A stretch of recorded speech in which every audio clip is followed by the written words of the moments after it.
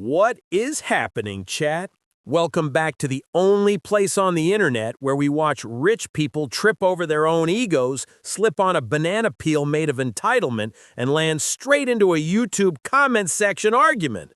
Ladies and gentlemen, strap in because today's story is so wild it makes telenovelas look like they need therapy. Like, honestly, Telemundo could never. This is a tale of marriage, money, betrayal, humidity thick enough to chew, overpriced lawyers, generational wealth stupidity, and a prenup clause so dumb it could have been written by a golden retriever using a typewriter. This is the story of a man we shall call Bob the Builder, not because he builds things, but because every day he wakes up and builds the courage not to scream into a pillow. Bob woke up thinking he was happily married and went to bed realizing his in-laws were trying to speed run, turning him into a financially homeless NPC. But oh no, Bob didn't fold like a Walmart lawn chair. Bob didn't cry into his truck's cup holder. Bob fought back. And what happened next?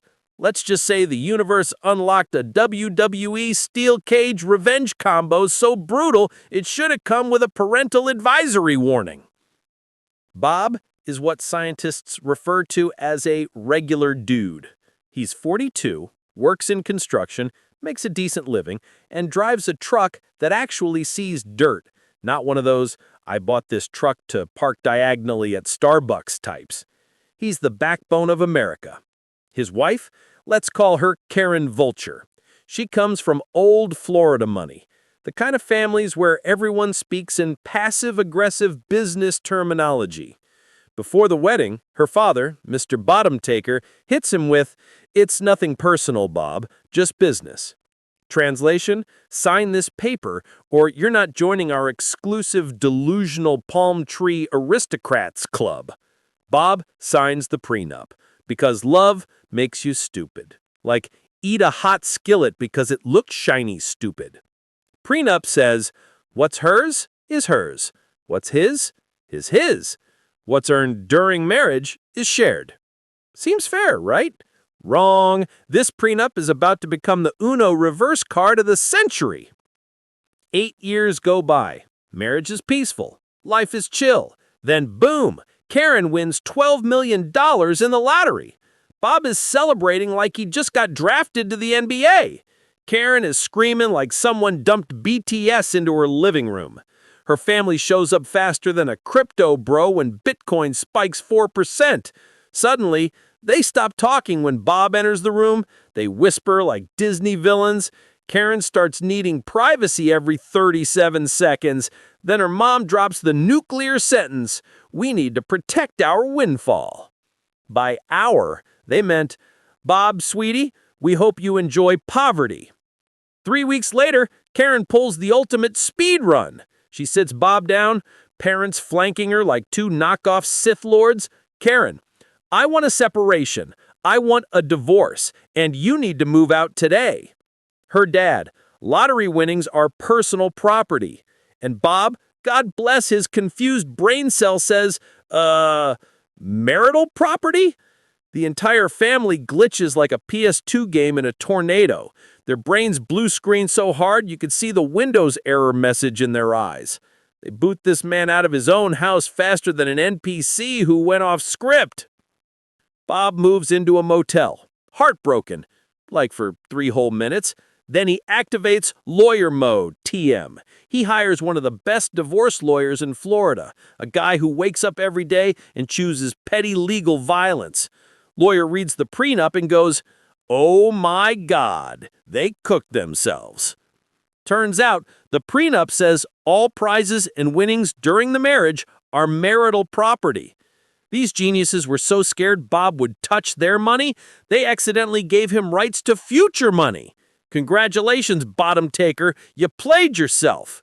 Nintendo would be proud.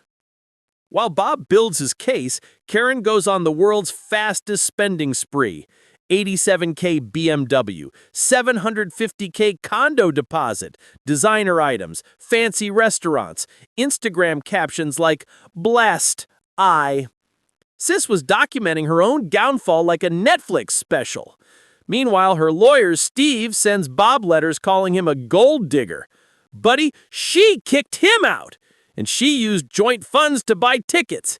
If anyone here is a gold digger, it's Steve charging $600 an hour to say dumb things.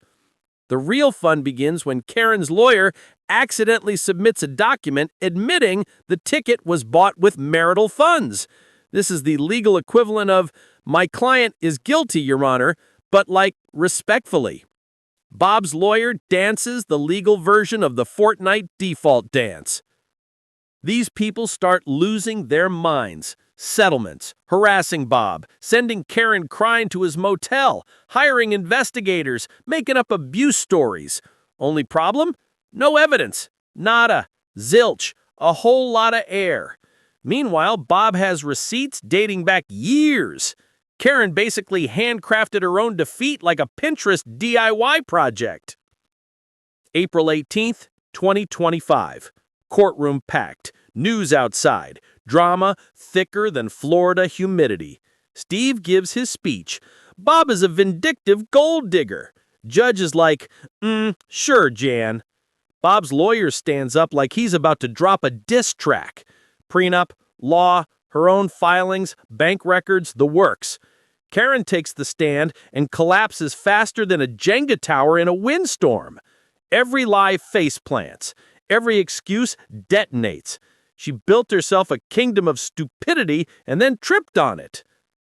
Judge reads everything, then says, Mr. Bob is awarded 50% of the net lottery winnings, $4.05 million. Karen cries harder than a toddler who dropped their ice cream.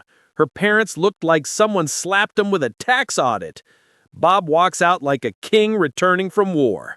Reporter, how does it feel? Bob? Justice always feels good. Legend. Bob uses the money to buy a construction company, employ 38 people, build affordable housing, become successful without them. Victoria? Sold the BMW, lost the condo, returned designer stuff, moved back with her dad, and now earns $42K as a receptionist, living on a strict diet of consequences. The Pauls never spoke to him again. Bob didn't brag, didn't flex. He just said, sometimes the best revenge is letting people face the consequences of their own greed. Mic drop, earthquake, roll credits. So, what do you guys think? Is this not the most satisfying karmic anime arc you've ever heard? Moral of the story, always read the prenup. Don't marry people whose family tree is shaped like a dollar sign. And don't treat your spouse like an employee you can fire when you win lottery money. If you enjoyed this absolute chaos, smash that like button, subscribe, and buckle up, because this channel, we've got nuclear-level stories coming. See you next time, legends.